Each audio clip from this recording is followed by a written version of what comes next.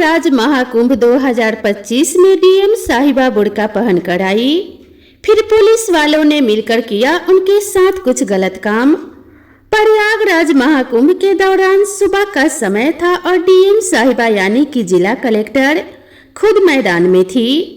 उनका नाम आलिया अंसारी था। अपने काम के प्रति ईमानदारी और सख्ती के लिए वह जानी जाती थी। इस बार प्रशासन ने कुंभ मेले में सुरक्षा और व्यवस्था के कड़े इंतजाम किए थे। डीएम साहिबा को इस बात की जिम्मेदारी दी गई थी कि पूरा आयोजन शांति और सुव्यवस्थित ढंग से संपन्न हो। डीएम साहिबा को आमतौर पर सूट या साड़ी में देखा जाता था, लेकिन इस बार उन्होंने अपने धर्म और संस्कृति को ध्यान में रखते हुए हिजाब पहन रखा था। वैसे तो वह इसे निजी समारोह में पहनती थी, लेकिन आज का दिन खास था। वह गंगा घाट पर निरीक्षण के लिए आई थी और हिजाब के साथ हल्के रंग का कुर्ता पहना हुआ था। गंगा घाट पर तैनात पुलिस वाले हर व्यक्ति की गतिविधियों पर नजर रख रहे थे। विशेष रूप से संदिग्ध व्यक्तियों की जांच हो रही थी। डीएम साहिबा भीड़ में चुपचाप निरीक्षण कर रही थी।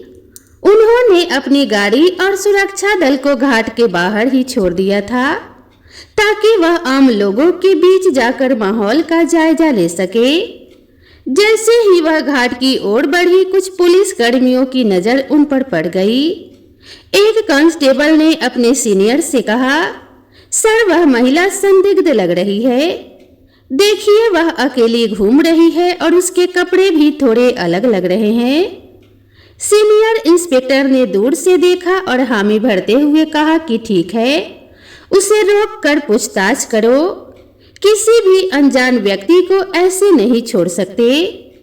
डीएम साहिबा इस बात से अनजान थी कि पुलिस वाले उन्हें संदिग्ध समझ रहे हैं। जब वह घाट के पास रुकी और एक बच्चे से गंगा जल के बारे में बात करने लगी, तभी दो पुलिसकर्मी उनके पास आए और बोले, मैडम आप यहाँ क्या कर रही हैं? डीएम साहिबा ने शांत स्वर में कहा, बस ऐसे ही दर्शन करने आई हूँ और व्यवस्थाओं को देख रही हूँ। पुलिसकर्मी उनकी बातों को नजरअंदाज करते हुए बोले, आपका आईडी कार्ड दिखाइए। डीएम साहिबा ने मुस्कुराते हुए जवाब दिया, आईडी कार्ड तो मेरे पास है, लेकिन आप यह क्यों पूछ रहे हैं? यह सुनकर पुलिसकर्मी थोड़े सख्त हो गए। आप आईडी नहीं दिखाएंगी तो हमें आपसे पूछताछ करनी पड़ेगी कि आप अकेली क्यों घूम रही हैं। डीएम साहिबा को समझ में नहीं आया कि बात किस ओर जा रही है। तभी सीनियर इंस्पेक्टर भी आ गए और बोले, आपके पास कौन सा सामान है? कृपया अपना बैग खोलिए। डीएम साहिबा ने स्थिति को समझने की कोशिश की। उन्होंने सोचा कि अगर अभी वह अपनी पहचान बताएंगी तो यह लोग शर्मिंदा हो सकते हैं। इसीलिए उन्होंने पहले पुलिस कर्मियों की गंभीरता को परखने का मन बनाया। उन्होंने शांति से कहा, आप जो चाहें वह पूछ सकते हैं। मैं यहाँ किसी गलत इरादे से नहीं आई हूँ। पुलिसकर्मी अब पूरी तरह से शक के घेरे में आ गए। उन्होंने डीएम साहिबा का बैग ले लिया और जांच शुरू कर दी। इसी दौरान एक अन्य पुलिसकर्मी ने कहा, इसे थाने ले चलते हैं, वहां अपने तरीके से पूछताछ करेंगे। घाट पर खड़े सभी लोग इस नजारे को देखने लगे। किसी ने कहा कि लगता है कोई संदिग्ध महिला है। देखो पुलिस वाले कितने गंभीर हैं। डीएम साहिबा अब तक शांत थी। उन्होंने तय किया कि अब वह भी अपनी पहचान नहीं बताकर स्थिति को और आगे बढ़ने देंगी। डीएम साहिबा को थाने ले जाया गया। वहां इंस्पेक्टर ने उनसे सवाल जवाब करना शुरू कर दिया। आप कहां से आई हो और यहाँ क्यों आई हो? आपका नाम क्या है? डीएम साहिबा ने मुस्कुराते हुए कहा, क्या मैं अपना नाम बाद में बता सकती हूँ? पहले आप अपने सवाल खत्म कर लीजिए। इंस्पेक्टर को यह बात नागवार गुजरी। उसने सख्त लहजे में कहा, आपकी यह हरकतें और चुप्पी हमें मजबूर कर रही हैं कि आपको हिरासत में ले लिया जाए। अब तक डीएम साहिबा ने चुपचाप सब कुछ सुना, लेकिन वह जानती थी कि इस कहानी का अंत उन्हें ही करना होगा। उनके चेहरे पर कोई घबराहट नहीं थी, बल्कि एक अलग ही आत्मविश्वास झलक रहा था। थाने में माहौल गर्म हो चुका था। डीएम साहिबा को अब भी पुलिस कर्मियों ने संदिग्ध मान रखा था। सीनियर इंस्पेक्टर ने बाकायदा उन्हें एक कुर्सी पर बिठाया और आसपास के पुलिस कर्मियों को निर्देश दिया कि इस महिला से सख्ती से पूछताछ करो। जब तक पूरी जानकारी ना मिले तब तक यहाँ से इसे जाने मत देना। डीएम साहिबा को यह सब थोड़ा मजेदार लग रहा था। वह सोच रही थी कि पुलिस का यह कड़ा रवैया उनकी व्यवस्था का ही एक हिस्सा है और यह देखना उनके लिए किसी अनुभव से कम नहीं था। हालांकि यह बात भी समझ में आ रही थी कि अब समय आ गया है कि वह अपना असली पहचान जाहिर करे। इंस्पेक्टर ने एक और सवाल किया, आपके पास महाकुंभ में घूमने की अनुमति है या नहीं? डीएम साहिबा ने हल्की सी मुस्कान के साथ जवाब दिया, मैंने अनुमति ले ली है, लेकिन शायद आप मुझे पहचान नहीं पा रहे हैं। यह सुनकर इंस्पेक्टर का गुस्सा बढ़ता जा रहा था। पहचान हमें आपकी पहचान से मतलब नहीं है, सीधे सीधे अपनी आईडी दिखाओ। यह बातों का गोलमोल जवाब देना बंद करो। डीएम साहिबा अब तक अपनी जगह पर शांति से बैठी हुई थी। तभी उन्होंने अपने बैग से पानी की खाली बोतल निकाली और पूछा, क्या यहाँ पानी मिलेगा या खुद पीने के लिए लाना होगा? यह सुनकर एक कांस्टेबल भड़क गया और बोला, मैडम, यह कोई पिकनिक स्पॉट नहीं है, आप जवाब दे वरना यह नरमी हम और नहीं दिखाएंगे। डीएम साहिबा ने आखिरकार कहा, अच्छा चलिए मैं आपको अपनी पहचान बताती हूँ, लेकिन इसके बाद आप अपनी टीम को बताना कि पहले किसी के साथ ऐसा व्यवहार न करें। यह सुनते ही इंस्पेक्टर को थोड़ा झटका लगा। उसने सीधा सवाल किया कि कौन हो तुम और किस अधिकार से हमें सिखाने की बात कर रही हो? डीएम साहिबा ने अपने बैग से अपना आईडी कार्ड निकाला और मेज पर रख दिया। उस कार्ड पर साफ लिखा था, आलिया अंसारी, जिला अधिकारी हरिद्वार। इंस्पेक्टर का चेहरा सफेद पड़ गया। वहां मौजूद अन्य पुलिसकर्मी भी एकदम से चुप हो गए। कांस्टेबल का जो अब तक सबसे ज्यादा बोल रहा था, धीरे धीरे पीछे खिसक गया। इंस्पेक्टर ने कार्ड उठाकर देखा और उसे बार बार पलटने लगा और बोला, आप डीएम साहिबा हैं?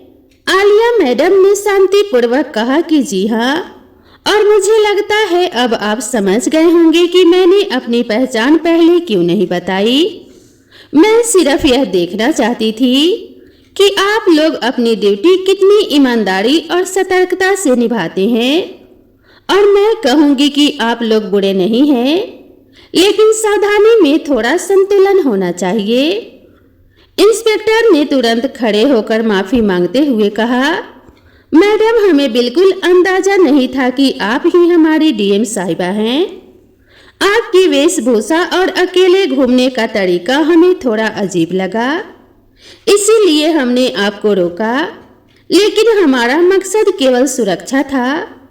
डीएम साहिबा ने जवाब दिया, मुझे पता है आप सभी अपनी ड्यूटी कर रहे थे और मैं खुश हूं कि आप चौकन्ने हैं, लेकिन ध्यान रखें कि अगर कोई महिला या आम नागरिक आए तो उनकी बातों को भी ध्यान से सुने।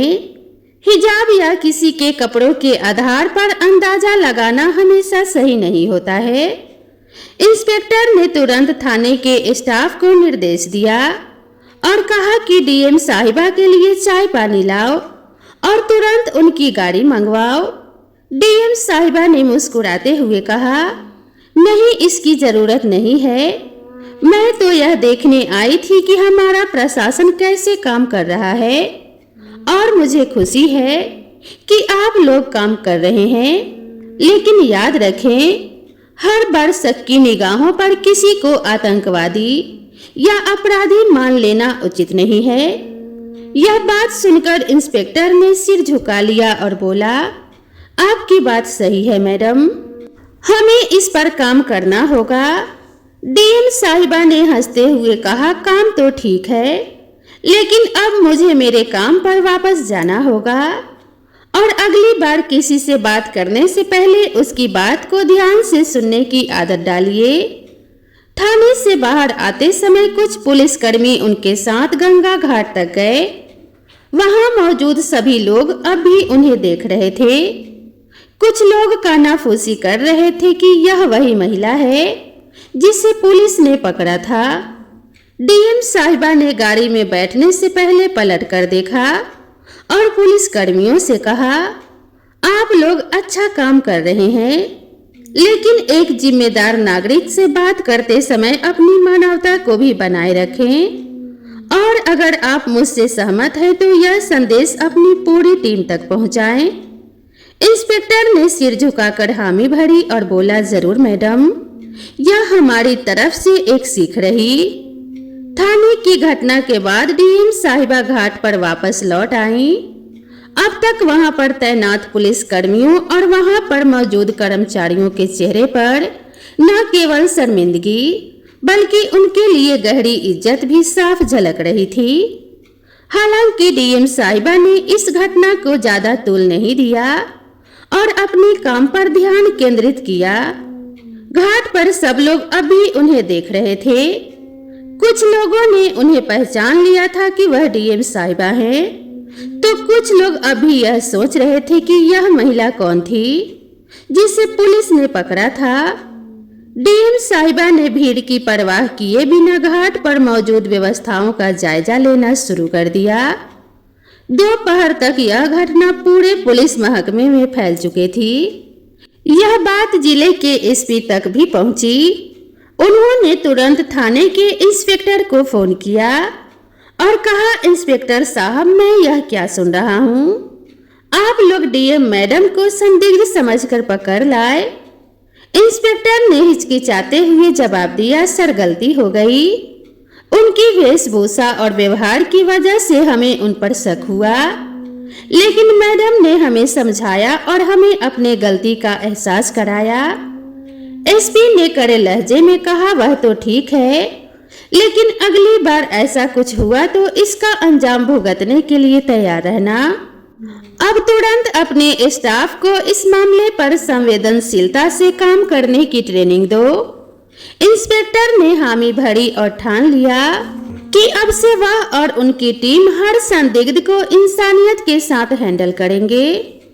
इस घटना के कुछ दिनों बाद डीएम साहिबा ने प्रशासनिक कर्मचारी और पुलिस बल के लिए एक बैठक बुलाई। इसमें उन्होंने सीधे शब्दों में कहा, मुझे आप सब पर गर्व है कि आप लोग कुंभ जैसे बड़े आयोजन को संभाल रहे हैं, लेकिन मैं आपसे एक बात कहना चाहती हूँ। कानून के पालन के साथ साथ हमें अपनी मानवता भी बनाए रखनी होगी। हर व्यक्ति पर शक करना जरूरी नहीं है।